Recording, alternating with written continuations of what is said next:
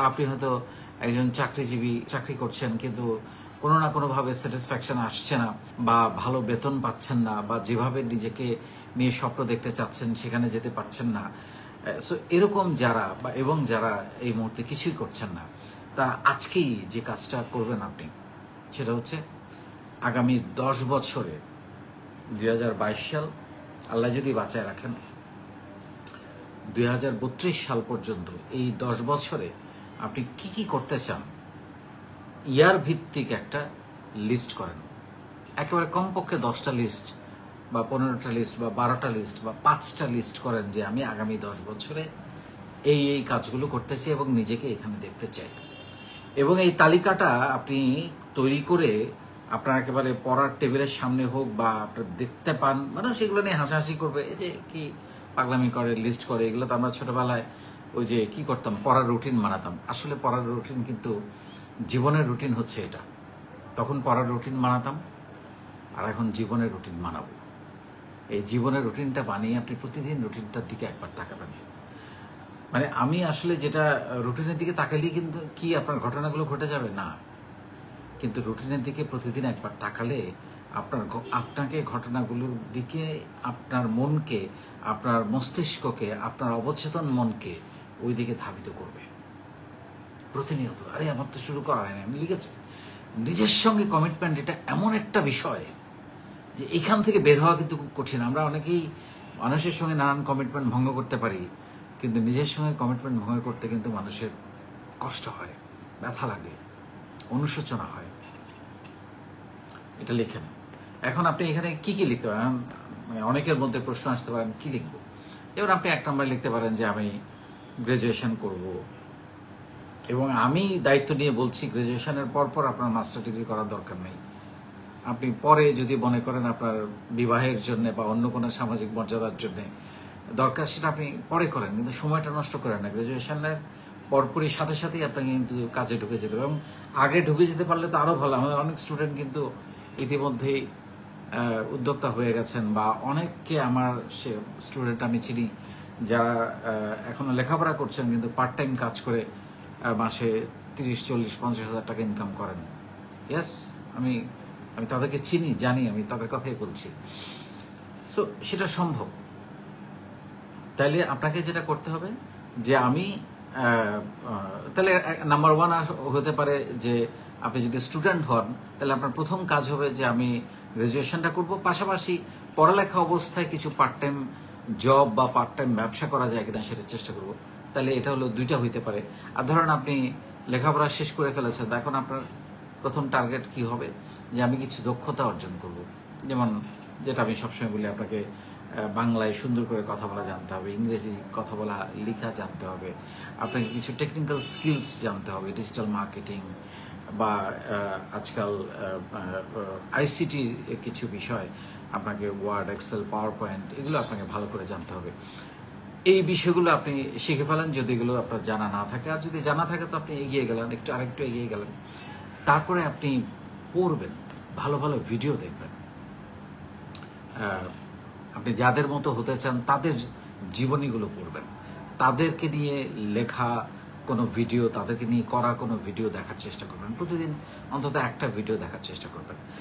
এগুলা তো হলো ডিটেইলিংয়ে আমি বলছি, কিন্তু আপনি মোটা দাগে যে কাজগুলো করতে চান, যেটা আমি বলছিলাম যে আপনি যদি আপনি চাকরি করেন তাহলে আপনি চিন্তা করেন যে আমি একটা পার্ট টাইম ব্যবসা করব, লেখেন এটা। আপনি যদি স্টুডেন্ট হয়ে থাকেন বলেন যে আমি গ্রাজুয়েশন শেষ করব, গ্রাজুয়েশন শেষ করার আগেই আমি একটা পার্ট টাইম চাকরি অথবা ব্যবসা করব। পাওয়া যাবে, খুঁজলেই পাওয়া যাবে। টিউশনিকে আমি আসলে পার্ট টাইম চাকরি বা ব্যবসা বলতে পারি না, কারণ ওটা আপনার সিভিতে কিন্তু আপনি লিখতে পারবেন না। টিউশন আপনি পাইলে করেন আমাদের সচ্ছলতার জন্য, চলাফেরার জন্য। অনেককে আমি ব্যক্তিগত জীবনে আমি টিউশনি করেছি। সো এটা করাটা খারাপ কিছু না, আপনি করতে পারেন, কিন্তু কাজ করতে হবে। তারপরে আপনি কি স্বপ্ন দেখতে পারেন সেটা হচ্ছে যে আমি যদি চাকরিতে ভালো করতে চাই, আমি আগামী 5 বছরের মাথায় একটা মাল্টিন্যাশনাল কোম্পানির ম্যানেজারিয়াল পদে আমি বা জিএম পদে আমি যাওয়ার জন্য যাব। এটা হলো স্বপ্ন, এটা হলো গোল, মানে আপনি লক্ষ্য ঠিক করলেন। এখন ব্যাক এন্ডে আপনাকে যে যে কাজগুলো করা দরকার সেগুলো আপনাকে করতে হবে। আর যদি বলেন আমি একজন উদ্যোক্তা হব এবং আমি আমার প্রতিষ্ঠানকে আগামী 5 বছরের মধ্যে, আগামী 10 বছরের মধ্যে যাতে আমার প্রতিষ্ঠানে অন্তত 100 জন মানুষ কাজ করে বা 200 জন বা 500 জন মানুষ কাজ করে, সেই জায়গায় আমি নিয়ে যেতে চাই, তাহলে ব্যাকএন্ডের ক্যালকুলেশনগুলো করতে হবে। সেইখানে যাওয়ার জন্য ওটা তো একটা লক্ষ্য স্থির করলেন যে আপনি 10 বছরের মাথায় আপনার প্রতিষ্ঠানে 200 জন 500 জন মানুষকে কর্মসংস্থান তৈরি করতে পারেন, এরকম একটা বড় প্রতিষ্ঠান আপনি তৈরি করবেন। তাহলে পেছনে কি, সেটা প্রোডাক্টটা কি, সার্ভিসটা কি, সেটা ঠিক করা, এবং সেই অনুযায়ী আপনাকে ওই জায়গায় যেতে হলে ওই কাজগুলো আপনাকে প্রতিনিয়ত করে যেতে হবে। সেটার জন্য আপনার যা যা শেখার তা করতে হবে। তারপরে হলো আপনি আরেকটা পরিকল্পনা থাকতে পারে যে আমি একটা মাস্টার ডিগ্রি করব, পাশাপাশি আপনি রাত্রেবেলা করতে পারেন, যেটা আমি বলেছি যে আমি আসলে আপনাদেরকে যে কথাগুলো এখন বলছি, আমি একটা কথা আপনাদেরকে কখনো বলি না যেটা আমি নিজে ব্যক্তিগতভাবে প্র্যাকটিস করি নাই বা করি না, সেটা আমি আপনাদেরকে বলি না। আমি আমার লাইফে যত কাজ করেছি, যেভাবে করেছি, সেগুলোই কিন্তু আপনাদের সাথে শেয়ার করছি। এই যে আজকে বলছি যে আগামী 10 বছরে আপনি কি করতে চান, এরকম চার্ট কিন্তু আমারও লেখা আছে, আমি আপনাদের দেখাতে পারবো। এবং আপনারা শুনলে অবাক হবেন, তার 90% আমি কিন্তু অ্যাচিভ করেছি, কারণ আমি যে প্রতিদিন একবার করে দেখেছি। তারপরে হচ্ছে আপনি একটা সুখী জীবন চান, একটা সুন্দর বিবাহিত জীবন আপনি চান, সেটা আপনাকে আপনার পরিকল্পনার মধ্যে থাকতে হবে। নির্ঝঞ্ঝাট সুখী জীবন যেটাকে বলে, দ্যাট ইজ দ্য আসল সফলতা।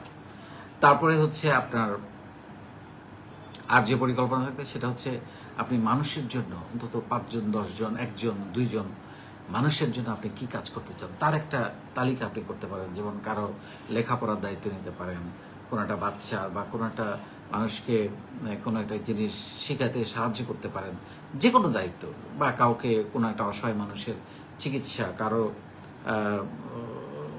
ঘর বাড়ি ভেঙে গেছে, আপনারা কিছু মানুষ একত্র হয়ে তার জন্য টাকা পয়সা তুলে, মানে এনিথিং, মানে সেটা হবে ডিটেলিংয়ে, কিন্তু আপনার স্বপ্ন থাকতে হবে যে মানুষের জন্য কিছু একটা কাজ করব, আমি সমাজের জন্য কিছু একটা কাজ করব, সেটা একটা পরিকল্পনা আপনি লিখতে পারেন। আমি দেশের জন্য কিছু একটা কাজ করব।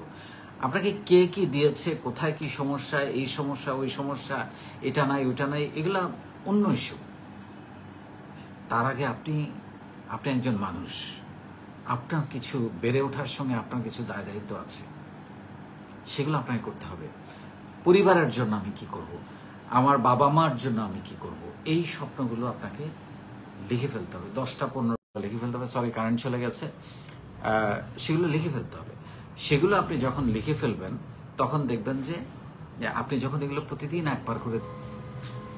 আপনি যখন এগুলো একবার করে দেখবেন, তখন আপনার মধ্যে এইটার হয়েছে কিনা বা হয় নাই কেন, এটা নিয়ে আপনার মধ্যে একটা ব্যথা, একটা যন্ত্রণা, একটা কষ্ট তৈরি হবে, এবং সেই অনুযায়ী অ্যাকশনে আপনাকে যেতে আপনার মন ধাবিত করবে এবং আপনি যাবেন।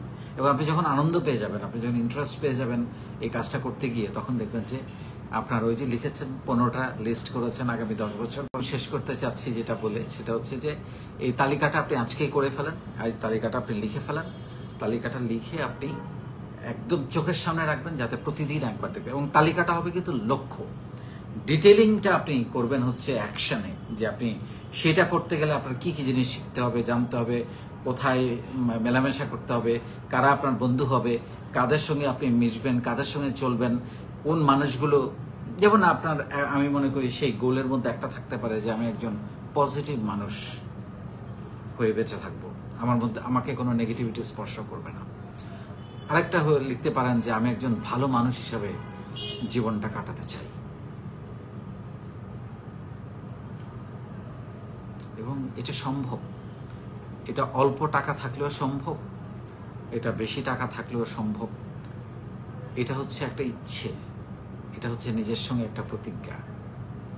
আমি আশা করব আপনারা যারা নিজেকে 10 বছর পর যেখানে দেখতে চান তার একটা তালিকা করে ফেলবেন, এবং সেই তালিকাটা আপনার চোখের সামনে রাখবেন, প্রতিদিন একবার দেখবেন, এবং শুধু তালিকা বানালে তো হবে না, সেই তালিকা অনুযায়ী অ্যাকশনে নামতে হবে, সেই তালিকা অনুযায়ী কাজ করতে হবে। তবে চোখের সামনে থাকলে যে ঘটনাটা ঘটবে, ওই যেটা বললাম, আপনার মন, আপনার অবচেতন মন, আপনার চোখ, আপনার বডি ল্যাঙ্গুয়েজ আপনাকে সেদিকে যেতে আপনাকে উৎসাহিত করবে, মনে করিয়ে দেবে, বারবার প্রতিদিন মনে করিয়ে দেবে, আরে আমার তো এটা করার কথা, তাহলে সেই অনুযায়ী আমি কাজ শুরু করেছিলাম।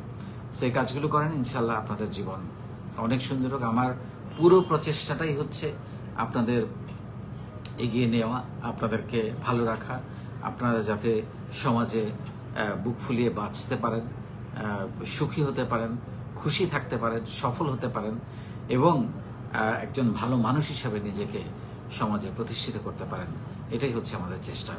এবং সেভাবে কাজগুলো করলে ইনশাল্লাহ আপনার এগিয়ে যাওয়া কেউ থামাতে পারবে না। অনেক ভালো থাকবেন। আসসালামু আলাইকুম।